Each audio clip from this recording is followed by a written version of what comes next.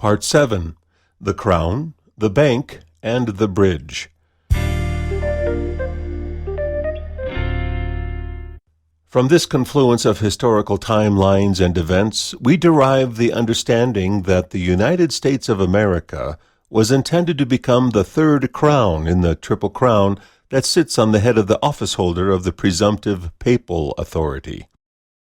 In worldly terms, these are the three sovereign city-states, Vatican City, City of London, and Washington District of Columbia, that rule the fictional world as supported by the esoteric cult of death. It is about binding the living substance of the world's population in perpetual debt in order to extract that life force substance and to externalize it into the creation, building, maintenance, and continuity of the fictional world of legal and monetary systems as the basis and mechanisms of bondage. The United States of America is not the country you believe it to be. It is actually a crown possession as made clear by the following designation of George III in the Treaty of Paris, that supposedly established peace between the Crown and the United States. Quote, "It having pleased the divine province to dispose the hearts of the most serene and most potent Prince George III, by the grace of God, King of Great Britain, France, and Ireland, Defender of the Faith, Duke of Brunswick and Lüneburg, Arch-Treasurer and Prince-Elector of the Holy Roman Empire, etc., and of the United States of America." End quote. Here you see the merger of all that we have delineated herein above: the Holy Roman Empire, the control of the land via the system of prince-electors thereof, the control of the global monetary system via the office of Arch-Treasurer thereof, the ownership of the United States of America as inclusive of Holy Roman Empiric possessions via the Crown Corporation and the City of London. In the Constitution for the United States of America, the office of President of the United States of America is established in Article 2. The phrase, "the United States of America," is only used twice in the Constitution. The first instance is in the preamble that states that "we, the people of the United States," as the first contracting party, "do hereby establish and ordain this Constitution for the United States of America," as the second contracting party. This is the same United States of America for which George III was identified as Prince-Elector and Arch-Treasurer, as part of the Holy Roman Empire. The other instance is the identification of an office of President of the United States of America in Article 2. This clearly indicates that the office of President of the United States of America is a subordinate of the Crown, not a sovereign for the people. "We, the people of the United States," refers to the people who established the 13 free and independent states in 1776 and formed a confederacy via the Articles of Confederation, in which a body was created to represent the confederacy, known as the United States in Congress Assembled. It was this United States in Congress Assembled, or United States, that established and ordained the Constitution for the United States of America, a crown corporation inclusive of the office of the President. As we will delineate further on below, the ultimate purpose was to bankrupt a derivative of this arrangement, the United States Incorporated, established by the Act of February 21, 1871. The end result and purpose was to bind the people in voluntary servitude and diminished capacity as the perpetual debt sureties via the above-described Uniform Commercial Code seated in the District of Columbia. As U.S. citizens resident in a territorial military district of the District of Columbia, the people will be monitored, maintained, controlled, and adjudicated via the black-robed priests seated on the benches in the temples of justice. This is where all parties are brought before the priests and are seen as vessels in commerce that the Crown's officers and foot soldiers have arrested under letters of marque and reprisal. The arrested vessels are then brought into these Admiralty courts for adjudication according to the rules of war on the seas and rules of war on land, and the settlement and distribution of the prize and booty thus acquired. Here, the bonded sureties must symbolically bow and pray and subjugate themselves to the priest as they are commanded to rise to his or her honor, pronounced by the bailiff, who is nothing more than the Baal Sheriff, thus showing us, but hidden in plain sight, that they are not really temples of justice, but temples in honor to their death god Baal. The Ba and the Ka and the bridge in between. Fundamental to this is the origin of the word bank, which is a synthesis of two original words we find in the Egyptian Book of the Dead. These two words are Ba and Ka. Ba refers to the component of the physical body that we identify as ourselves, the personality or the ego, which was claimed, owned, and bonded via the temples of Baal. Ka referred to the spiritual body, that which we strive to attain, to return to be allowed by the priests of the temple to reunite with, if we are found worthy by having fulfilled our duties in this material plane that they control. The Book of the Dead detailed what happened to the dead when the Ba was released from the physical body after death, and thereafter would undertake the journey of the dead through the underworld to seek passage past the god of the dead, namely Osiris. This was required in order to rise up into and merge with the Ka, the spiritual body. This, we could say, is the merger and integration of substance and being. If a man's being is found wanting due to being out of balance and in debt, there can be no unification of the Ba and the Ka. Thus, if we die in bondage and in debt, we will not pass the test nor the gateway to the higher realms, which are all metaphorically saying we cannot be united with our true beingness, however one describes that principle. But this is more than a metaphor. We exist in a multidimensional reality far beyond what appears to our delimited sense perceptions. There are laws that adhere in this multidimensional universe, and there is a whole lot more hidden malfeasance to this world system of debt, death, and bondage. One fundamental universal law is that if one voluntarily contracts oneself into servitude, then the karmic adhesion of the non-performance of the contractual obligation puts the ownership of that indentured servant in the hands of the creditor. If a man, woman, or child passes from this physical realm in death and debt, then he or she cannot bridge the gap between Ba and Ka, and is therefore containable, can be returned back into the physical containment field via reincarnation to be rebound, and the eternal life stream can be bound and bonded again and again and again.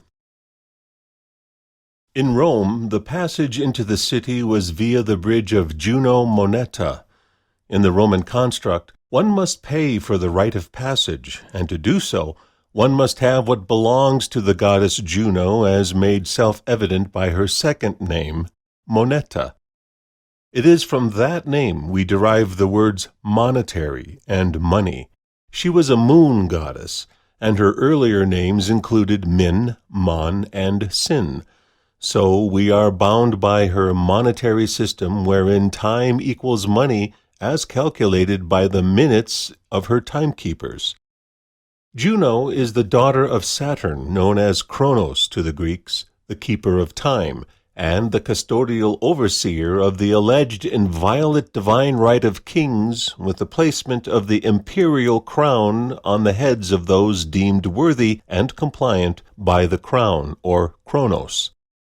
Thus, in her name, we have the essence of time equals money through her patrilineal descent. She is married to Jupiter in Rome, Zeus in Greece.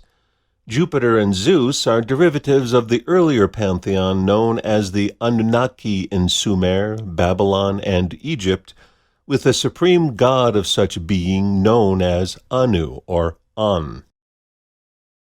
Anu was the head of the Anunnaki. The Anunnaki were so named as the bridge between earth and heaven, the equivalent to the bridge via the journey through the underworld after death, seeking the bridge between the Ba and the Ka, and the same bridge controlled by the monetary system of Juno Moneta. In the Sumerian language, Anu is heaven or sun or supreme godhead, Ki is the earth, the key, and Na is the bridge between the two. These are all Sumerian terms. The word Anunnaki thus means a bridge between earth and heaven, or on an individual basis, the bridge between the body, the Ba, and the spirit, the Ka. Thus, the entire money system is an interposition that is a required process with which to be engaged in order to be able to merge the two, or so the storyline goes. And of course, who holds the keys or the key to the earth? Have a look at the crossed keys of the Vatican with the triple crown on top and the intertwining red and white ribbons, denoting the false white light and the blood/DNA. Then we see the true symbolism of St. Peter's Square with its Egyptian obelisk in the center of a keyhole and the capital, the head, on the left in the center of the handle of the key. Inscribed on the ground radiating out from the obelisk, we see the same lines of direction as would occur as the sun would rise on the horizon on the days of equinox and solstice 4 times per year. This is why the Pope is called the Pontius Maximus.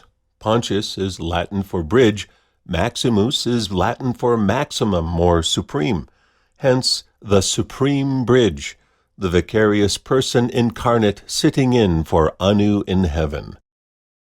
In Greek creation stories, Anu was renamed as Uranus, which when we extend the phonetics of that name, we get You are Anus. Keep in mind, Anu is just an archetype, not a singular being, which sits in our minds as the user interface to the hive mind of the intended mechanical fusion transhumanistic artificial intelligence containment field. This naming game has morphed hundreds of times over the centuries to where now Anu is more commonly known as Lucifer, the bringer of the light. But light in this regard is the false hologram light matrix of containment and enslavement via electronic bondage and fusion. Thus, when it is purported that Jesus is the light made flesh, that flesh is really the false light enslavement systemized hologram. Just another control program in the matrix. There has ever since been an interposer standing in between the physical and the so-called spiritual, which is really our true beingness, who we are as eternal beings. This is the bridge of Juno Moneta that requires that we have money to pay the toll to cross the bridge into Rome, Rome being the alleged manifestation of God's graces and heavenly realm, again as the storyline goes. Juno Moneta's bridge is the bridge of Anu as well. Thus, An is the bridge standing as the interposer between the Ba and the Ka, to give us the Ba-ang-ka, or bank.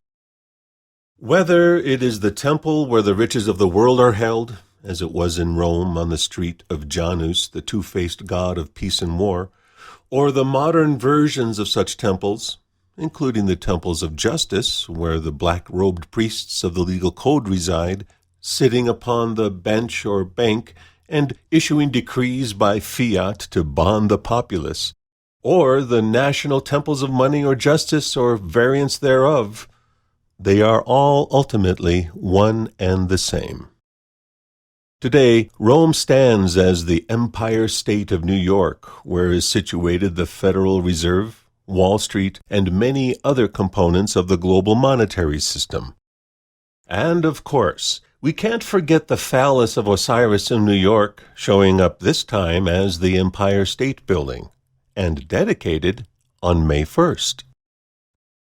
Thus, we must exert our life force and place it in voluntary servitude to bind ourselves to the false reality in commerce, in the trading of commercial paper, in the hopes that we can accumulate enough to pay the priests of the temple as described in the Egyptian Book of the Dead. In Egypt and afterwards, it was only those who were able to amass sufficient money who could pay the amount required by the priests to perform the necessary rites and rituals that would give sufficient power and thrust to carry them down the river of death to pass the gateway guarded by Osiris. Once passed, those found worthy are permitted into heaven and presumed to merge back into unified life and being by succeeding in the merger of the Ba and Ka. But such merger is only fictional and illusory in nature, as they are really bound to the fictional overlay of their own dystopian dreams. But if we die in debt, if there are overt and covert bonds that tie us to the fictional overlay that occludes the real substance of the living earth hidden from our true eyes, then we cannot pay the priests of the temple of Baal, where our life is forfeit upon entering into that jurisdiction and contracting to the bailiff.